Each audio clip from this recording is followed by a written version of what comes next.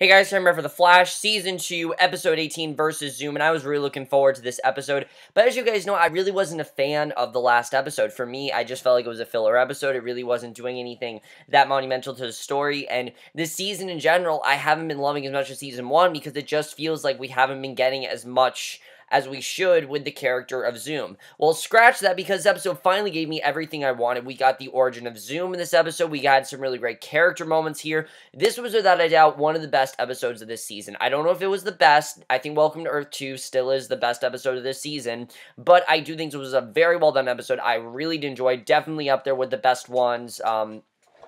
And maybe one of the best episodes Flash has done so far, honestly. I really loved this episode. I thought it was really well handled, and I definitely really did enjoy it. But let's just get into this episode, because there is a lot to get into, and first of all, I love the way this episode tried to kind of show the difference between Barry and Zoom, because we see Barry after his mother's murdered. He goes to live with Joe and Iris. And then we go to Earth 2 many years ago, and we see a boy, Hunter Zolomon. He wakes up when he hears his parents arguing, and of course, Hunter, as we know, is actually Zoom, and his father, James, insists that Ashley is her husband, and, you know, she says that the man he's becoming isn't her husband, and tells, Hunter to run, and James, wearing his Flash costume, pulls Hunter over, puts his helmet on him. He tells Hunter that he's going to want to see what happens next. Ashley begs James to stop as James takes out a gun and kills his mother, literally kills his mother.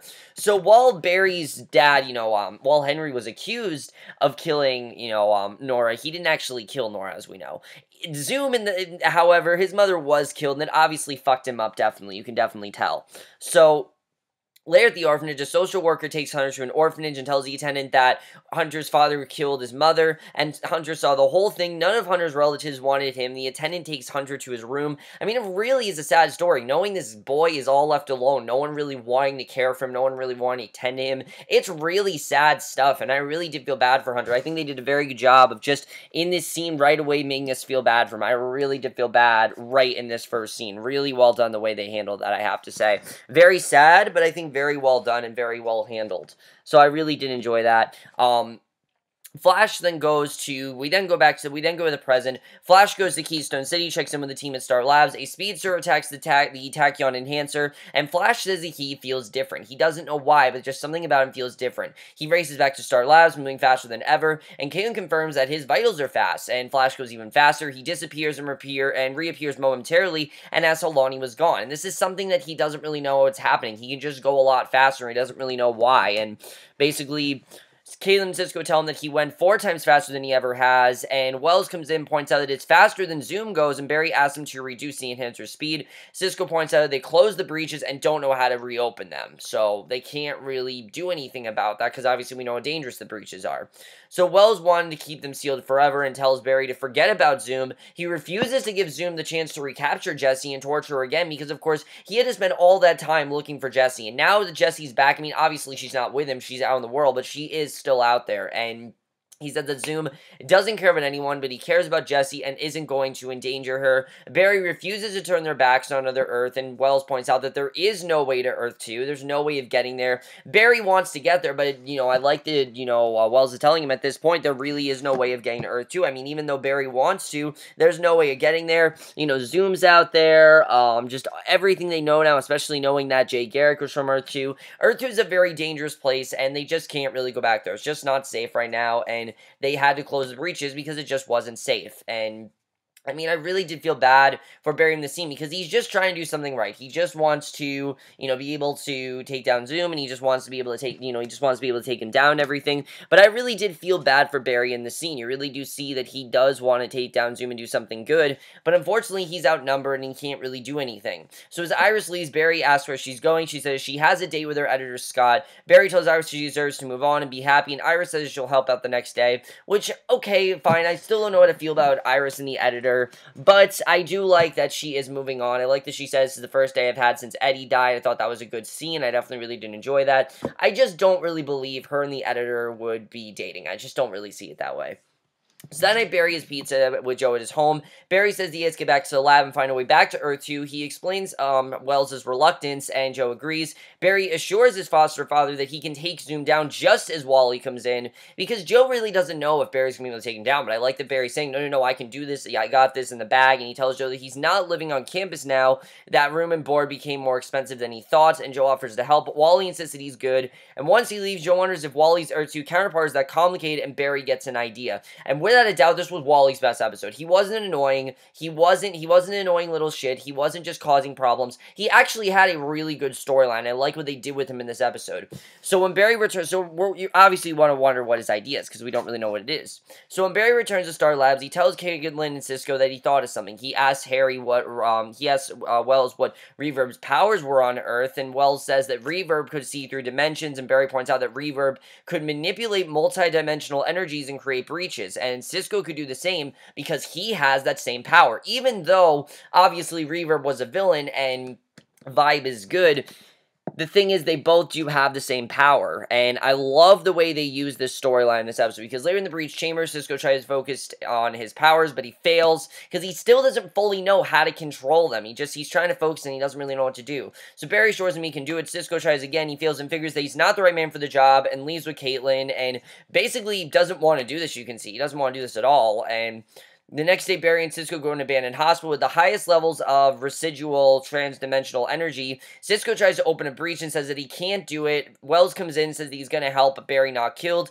He gives Cisco the recalibrated reverb goggles so that they'll let him access some of the trans-dimensional energy manipulated. Cisco then puts on the goggles and concentrates, and a breach opens, and basically he was able to open the breach.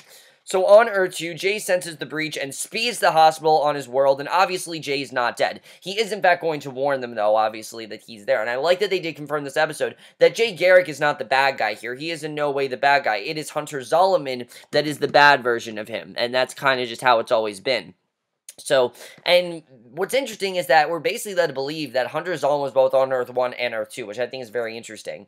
So Cisco catches a glimpse of something through the breach and lets it close. He tells Barry that he can't do it and asks him to not ask to again, and runs out. And we don't know what he saw, but obviously he's pretty terrified, and we don't really know what's going on there. So back at Star Labs, Wells updates the Tachyon enhancer and suggests that Barry and Caitlin work Cisco's workshop. Joe and Iris then come by to help. Iris goes with Caitlin. Joe tells Barry that Wally isn't letting him help him, and Barry says that Wally wants Joe to offer him a place to live. He assures Joe that he's good with it, and Caitlin, and Joe doesn't really know if this is the best thing to do because the whole situation with Zoom and everything. He doesn't really know if that's safe right now, but I like that Barry saying, no, I can do this.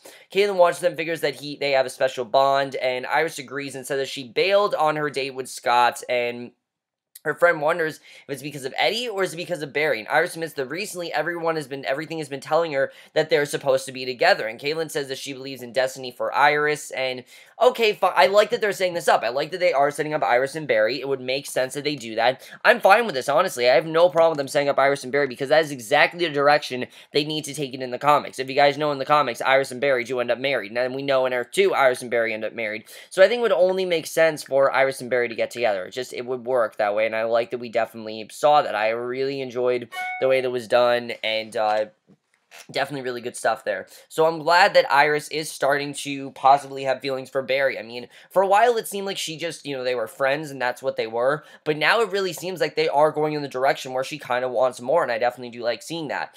So, Wally arrives at the West House, finds Joe staying at the spare bedroom for him. Joe apologized for not realizing that Wally wanted to move in, and suggesting that Wally lives there if he wants to. Wally touched, agrees, and thanks Joe. And again, Wally wasn't a dick here. He was actually a nice guy. You can tell he's just a teen trying to find a place to live. He doesn't really know where to go, and that's something that a college, someone who's in college faces every day, and it really is probably one of the hardest things they could ever do. I mean, if you don't live on campus, you really have to figure out where you want to go. I mean, if you don't, you have to find an apartment. You could maybe find an apartment with a roommate, but when you're a teen, when you're in college, you want that sense of independence. You can tell that Wally wanted that, but he just couldn't do that. He needed Joe. Joe, basically wanted to help him, and he gave him the best offer, and basically I think Wally just realized that he couldn't do this on his own. I think he wanted to, but he couldn't, and I think they showed that very well here.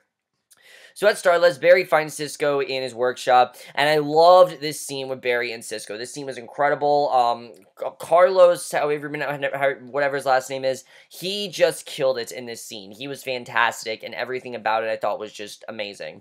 So Barry finds Cisco in his workshop. Cisco finally says that if he starts doing what Reverb did, then he may turn to the dark side. And we've known since Reverb that he's been haunted by Reverb, and he's really worried that he's going to become like Reverb. And then when his counterpart felt the power, he succumbed.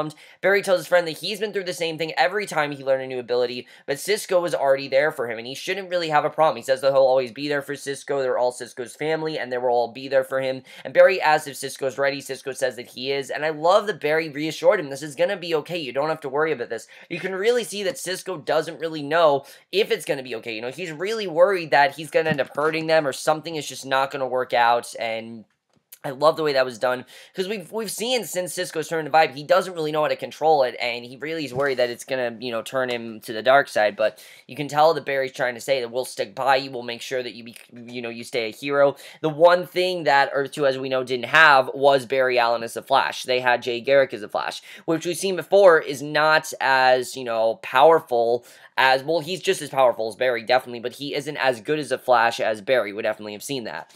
So in the lab, Wells attaches the miniature Rise enhancer to the Flash suit. Caitlin tells Barry that she can't face Jay after what happened, just after everything going on. She doesn't want to face him, and explains that Jay's Earth 1 counterpart is Hunter Zolomon, and Wells overhears him, says that Hunter Zolomon on Earth is a convicted serial killer, and obviously, I mean, the way that Wells just reacts to this, I mean, you can tell this is a man that everyone fears. This is the Hannibal Lecter. This is the Jeffrey Dahmer. I mean, this is so many serial killers. And he brings up the last public photo of Hunter and explains that when Hunter was 11, his father killed his mother in front of him. Hunter grew up in the foster system, and years later was convicted on 23 counts of murder, and he was sent to the St. Perez mental asylum for the criminally insane and given electroshock therapy. I mean, it's crazy to think about, but basically, Wells' dark matter explosion combined with the electroshock gave Hunter super speed, and that's basically how he succumbed to the super speed. And Barry points out that Jay doesn't know who he really is, and he has an idea of how they can stop him, because Jay isn't really the one that's bad, as we know.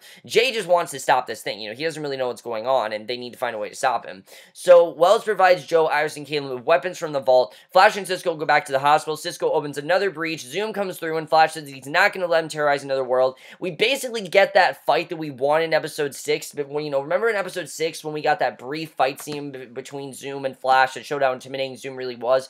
Well, we finally start to get more of that here, and I definitely really love that. Flash runs off. Zoom chases him through Central City. Zoom slowly moves in. Flash arrives at Star Labs, and Harry and Joe prepare to shoot. Flash breaks, tells Zoom to catch him if he wants his speed, and what I loved about that, if you guys remember, the very first thing released for this season was Barry saying, if you want me, you gotta catch me. He finally says that's him in this episode, and he speeds through the building. Flash lures apartment into the room with the targets. One of them is Zoom's father, and Zoom stares at it in shock, knowing that this is his father. This is the man that caused him all this rage. Flash attacks him. Zoom goes after him, only to find a target of Ashley, and his opponent shoots him with a boat, paralyzing him. Barry removes Jay's mask. Barry tells Jay that he made the mistakes of telling Caitlin who his counterpart was. He says that they would have done anything to save his life, but Jay insists that the cure was only temporary. There's only one thing that can cure him, and he doesn't care how many people have to die so he can get it. And Jay says that he and Barry aren't so different at all. Barry says that he would never become like him, and Jay stands up and says that Barry was smart using his family against him. Now it's time for him to get what he came from, and says that they can't lock up the darkness. He vibrates, shatters the boots, and speeds off. Flash goes after him, but his enemy escapes, and basically Jay wants his speed. That's kind of what he wants. He wants his speed so he can become better, and you can tell that's really what he wants here.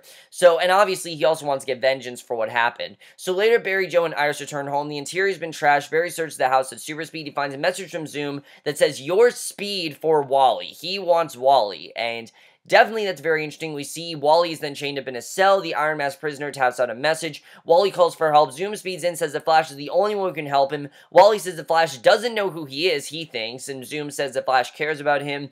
And I like that Zoom says that Flash did care, but at the West House, Iris assures Joe that they'll get Wally back, and Wells warns the others that they don't have enough time or equipment to stop Zoom. Joe asks for a moment of quiet to consider his options, and Barry talks to him privately, and his foster father admits that he doesn't know what to do in this situation. I mean, this is such a tough situation. They really doesn't know how they're going to come back to this and if they're going to get out of this, and Barry says that Wally's a part of his family. They do whatever they have to keep their loved ones safe, and Barry says it's his decision to give up his speed, not Joe's, and tells his foster father that it's his only way, and that there's really nothing that Joe can do about it. I mean, that's basically how it's going to be. He's going to give up his speed, and that's exactly what Zoom wants, so why doesn't he just give it to him?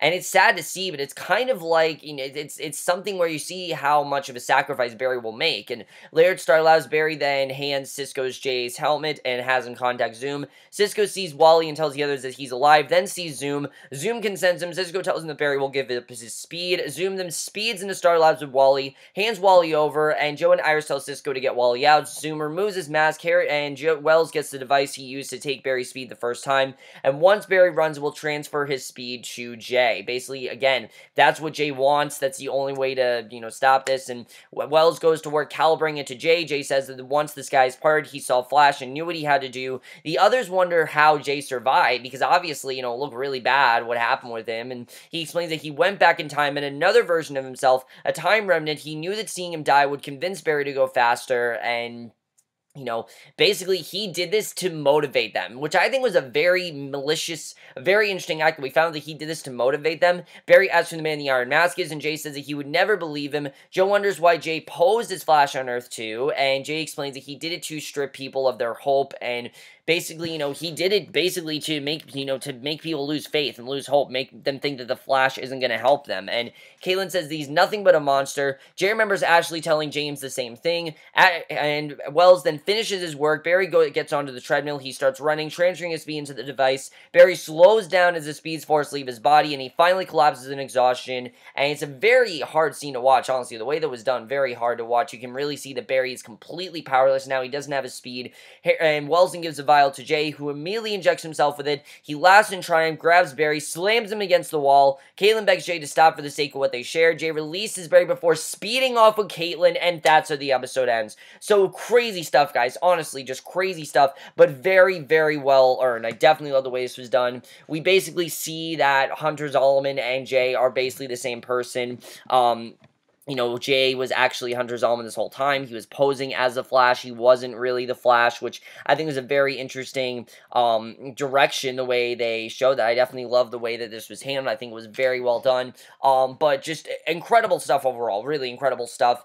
I'm very interested in seeing what's going to happen here, because it really does seem like now that Barry doesn't have his speed, how is he going to get it back? I mean, obviously, that's what Jay wanted. He wanted his speed. So what's Barry going to do? He's completely powerless now, and that's going to be a very interesting direction to see. I mean, we remember the one episode in Season 1 where he didn't have his powers, obviously, but never something like this. Barry voluntarily gave his powers away. You know, even though Zoom wanted it, he didn't hesitate. He said, no, I'm just going to give him away, because he's not going to let someone hurt Wally, and I definitely love seeing that. So, very interesting. I can't wait to see what happens there. And what does Jay exactly want with Caitlin? Does he actually love Caitlin? To me, I think he actually does care about her. I think all that stuff with Caitlin was true, but I'm not really sure. We'll have to see what's going on there, if he's just using Caitlin as bait, if he actually does love her. I mean, things between Caitlin and Jay are obviously really, you know, hard right now, and I'm wondering really what's going to happen there, if Caitlin and Zoom, they're going to be okay. We'll have to see what happens with that. It's kind of like, Daredevil, what they did with Karen and Frank.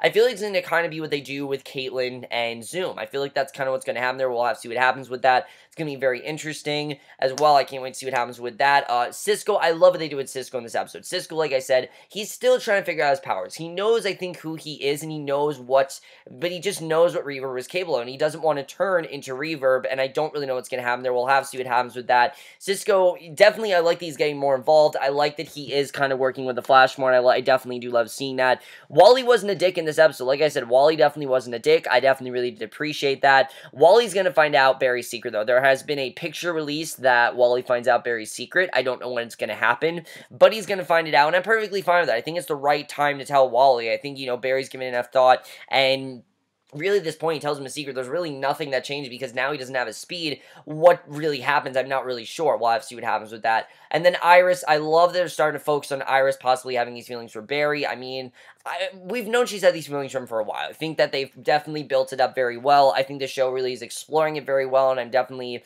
looking forward to seeing what ends up happening with all that. It's going to be very interesting to see how they handle that whole storyline. I love the way that was done. Overall, guys, I absolutely love this episode. Like I said, by far one of my favorite episodes this season. Yes, there was a lot of exposition, but it really gave us everything we need. It showed that Hunter Zolomon and Jay Garrick are, in fact, the same person. They basically, you know, Hunter Zolomon is who he really is. Jay Garrick was who he was posing as. And yes, in many ways, this is very much like Reverse Flash, where Eobard Thawne was posing as as Harrison Wells. The difference is that Harrison Wells had no control over what happened, while Hunter Zolomon, you know, Jay Garrick is an alias. You know, Jay Garrick is not an actual person. It's an alias that he created. He's not really Jay Garrick. He actually is Hunter Zolomon, and I'm looking forward to seeing really what they're going to do with that. I think it's going to be a very interesting situation, and you really do understand why, why Hunter feels this rage, why he wants to go after everyone, why he wants to do this stuff. I mean, he wants vengeance. He wants vengeance, and he'll do anything he can to get it. I'm not condoning what he's doing, but it just makes his motivation a lot better. And I heard a lot of people say that Zoom is a character with no motivation. No, you understand why he needs a flash of speed. He needs a flash of speed. He's wanted it. It's something where he's going to manipulate him. And the fact that he faked his death just to get them to feel sympathy and get them to motivate them, I think is very interesting. I can't wait to see what happens with that. That's going to be very interesting with the way that's going to happen. I can't wait to see what happens with that whole thing. But overall, guys, amazing episode. Absolutely love this episode. We have 5 episodes left, actually. 19, 20, 21, 22. No, we have 5 episodes left this season, and I don't really know what's going to happen, but I am so looking forward to these last 4 episodes. Why? Because if you guys remember last year, the last 4 episodes of all of season 1 were by far their best, and I don't know if they're gonna. I think they can top it this year. I definitely think they have a possibility to do that. I think definitely they could do that if they wanted to. But overall, guys, I know you guys saw this episode. Love to your thoughts, and I absolutely love this episode. And I will see you guys. And definitely the show. I'm fine with I was fine with them doing this slow pace. I like that we finally got everything we wanted. And I will see you guys next week, which will be for another classic mirror review. And I will see you guys for that. Okay, bye.